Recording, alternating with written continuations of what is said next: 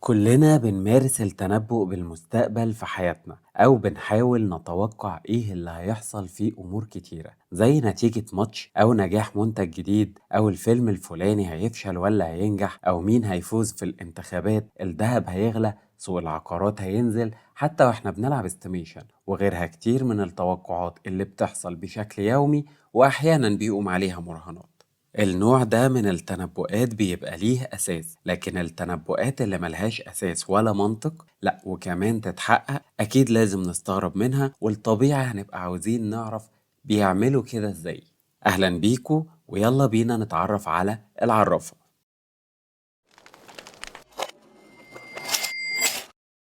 في الأول محتاجين نعرف الفرق بين التنبؤ والتنجيم. التنبؤ هي القدرة على فهم الشيء وفهم القوانين اللي ماشي عليها واستنتاج ايه اللي ممكن يحصل، وده طبعا محتاج فهم عميق ودراسة جامدة وخيال جامح. وده فعلا اللي حصل في التنبؤات الجامدة زي توقعات كتيرة للعبقري تسلا، واللي منها لما قال سنة 1909 في نيويورك تايمز بالنص إنه سيكون من الممكن قريبا إجراء مكالمة من المكتب إلى أي مشترك في خدمات التليفون عبر العالم، ولابد فقط من استخدام جهاز رخيص في حجم الساعة يسمح لحامله بالاتصال من أي مكان في البر أو البحر لمسافات تصل إلى آلاف الأميال. ده طبعا كلام عادي جدا دلوقتي، لكن الكلام ده اتقال من أكتر من 100 سنة، ووقتها التليجراف كان قمة التكنولوجيا. وكمان زي العالم الهولندي فرانك هوجر بيتس اللي اتنبأ بزلزال تركيا وزلازل تانية وكان مستند على حركة الكواكب أو كثرة الظواهر الطبيعية الفترة دي لأسباب معينة، منها مشروع التعتيم الشمسي. ولو عاوز تعرف ايه هو التعتيم الشمسي اتفرج على الحلقة اللي فاتت من القناة. أما بقى عن التنجيم فهو توقع أحداث هتحصل وكتير بتحصل فعلا، لكن التوقع ده من غير أساس علمي ولا منطق. عمر التنجيم أو العرافة تقريبا 5000 سنة، يعني مش حاجة جديدة علينا، ومكان ظهوره اختلفوا عليه العلماء. في اللي قال إن التنجيم أساسه المصريين القدماء، لكن الرأي الأرجح إن بداية ظهوره كان في بلاد ما بين النهرين، وده حصل لما كانوا الكهنة بيستخدموه كنوع من التواصل مع الإله. وبعدها انتقل للحضارة اليونانية والحضارة الهندية اللي طورت فيه شوية حاجات، وده من أكتر من 3000 سنة. علم التنجيم من العلوم اللي لحد دلوقتي ملهاش منطق أو تفسير مثبت، ومن أكتر العلوم الغامضة واللي بيزيد غموضها أصحاب المهنة نفسهم، لكن في شوية تفسيرات منهم هنقول لكم على المهم منها دلوقتي.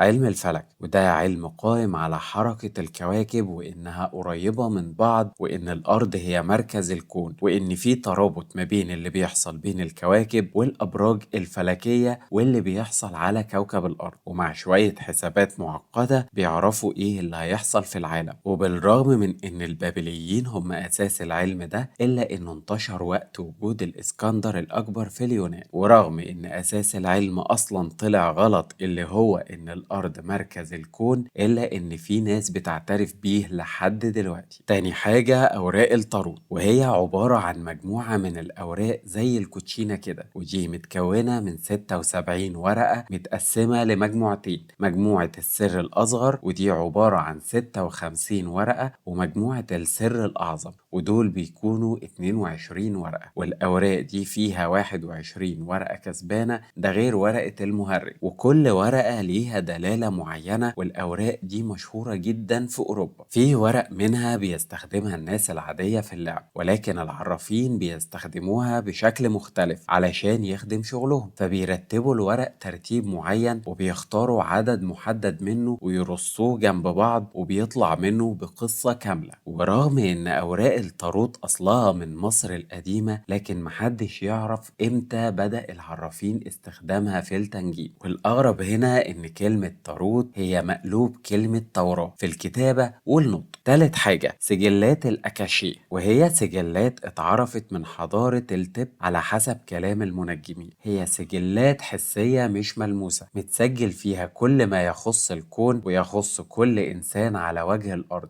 والسجلات دي ممكن أي شخص يوصل لها ويعرف اللي موجود فيها عن طريق طقوس معينة وبتمارين كتيرة وخاصة جدا، واللي بيقدر يوصل لها بيسموها اسمه المستبصر. الغريب بقى إن على الرغم من إن الكلام ده ملوش أي أساس علمي، إلا إن العلم ما تكلمش فيه لا بالقبول ولا بالرفض، رغم إنه موجود من 150 سنة تقريبا، وفي مدارس ومعاهد بتدرب الناس إزاي يكونوا مستبصرين. وفي عرافين مشهورين جدا وليهم تنبؤات مرعبة، بيقولوا إنهم شافوا سجلات أكاشيه زي إدجار كيس كده، إدجار كيس أو العراف النائم. وسبب لقبه ده علشان ببساطة لو عاوز تعرف إجابة حاجة، كل اللي عليك إنك تروح له تسأله وهو هينام ويجاوب عليك. والغريبة إن أحيانا كتير كلامه كان بيحصل، عشان كده كان من أشهر العرافين. ومن أشهر الناس اللي اتعاملوا معاه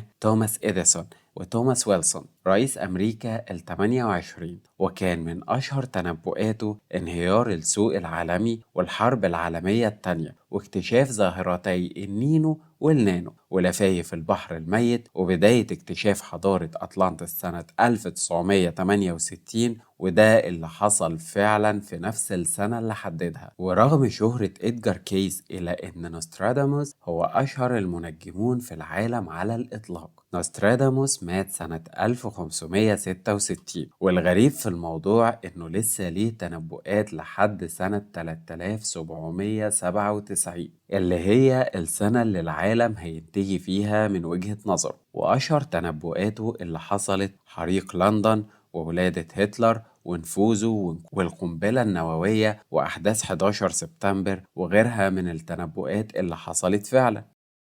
طبعا علم التنجيم مرفوض من المجتمع العلمي بشكل نهائي، لأنه مش قائم على تفسير واضح أو أساس أو منطق، وما ينفعش يتعرض للتجربة أو القياس، ومفيش أي دليل يدعم كلام المنجمين في العلوم الكونية أو الفلكية. وحتى لو في كلام أو تنبؤات اتحققت، لكن برضه في تنبؤات ما اتحققتش. وعامة ممكن نقسم تنبؤاتهم لتنبؤات حصلت بعد فترة زمنية طويلة، ودي بتكون قائمة على علم التاريخ أو تكراره. بمعنى إيه؟ بمعنى إن لو الأسباب واحدة أكيد هيبقى النتيجة واحدة، زي ما توقع المؤرخ زوسيموس وقت الإمبراطورية الرومانية بانهيارها نتيجة الخلافات الداخلية، واستشهد وقتها بتاريخ الإمبراطورية اليونانية الإمبراطورية المقدونية، وده اللي حصل فعلا. يعني لو كان قال توقعاته كنبوءة كان زمان اسمه متسجل في قائمة المنجمون مش العلماء والفلاسفة. واللي بيدعم النظرية دي جدا إن معظم التنبؤات اللي بتحصل بعد فترات زمنية طويلة جدا زي تنبؤات نوستراداموس هي في الأصل جمل مش واضحة، معظمها ممكن تتركب على أكتر من موقف. تاني حاجة بقى التنبؤات اللي بتحصل في فترة زمنية صغيرة، المنجمون بيعتمدوا فيها على حاجات تانية معترف بيها زي علم الفراسة مثلا اللي هو توقع تصرفات الشخص من شكله، وعلم النفس اللي هو توقع تصرفاته من شخصيته وسلوكياته وحياته. وده بيفسر حروب حصلت زي الناس اللي توقعت الحرب العالمية التانية لما وصل هتلر الحكم وسياسته وقتها، أو توقعات حرب روسيا وأوكرانيا بعد ما راحت أوكرانيا علشان تدخل حلف الناتو، وغيرها كتير من التوقعات. وبالنسبة للتفاصيل المرعبة في بعض التنبؤات دي فبرضه ليها تفسير، إن ده بسبب وجود منظمات معينة بتحقق مصالحها الغير مشروعة عن طريق ناس بيدعوا معرفة الغيب. كل المطلوب منهم إنهم يقولوا جزء من خطط المنظمات دي بس بشكل نبوءات، عشان لما تحصل يبقى قضاء وقدر. غالبا المنجمين أو العارفين بيبعدوا عن إنهم يتعرضوا لاختبارات، لكن حصل أكتر من اختبار لقدرتهم وغيرهم من الاختبارات أو التحديات اللي بتكون بينهم وبين العلماء في المجالات المختلفة الفلكية والنفسية والعلمية. والغريبة بقى إنهم فشلوا فيهم كلهم. طب لو هم فعلا عندهم القدرات الرهيبة دي ويقدروا يعرفوا المستقبل ويعدوا حاجز المنطق ويشوفوا اللي احنا مش شايفينه سواء في الحاضر أو المستقبل، ازاي بقى ما قدروش يعدوا من اختبارات شارك في تصميمها وفي التحكيم زمايلهم اللي في نفس المهنة؟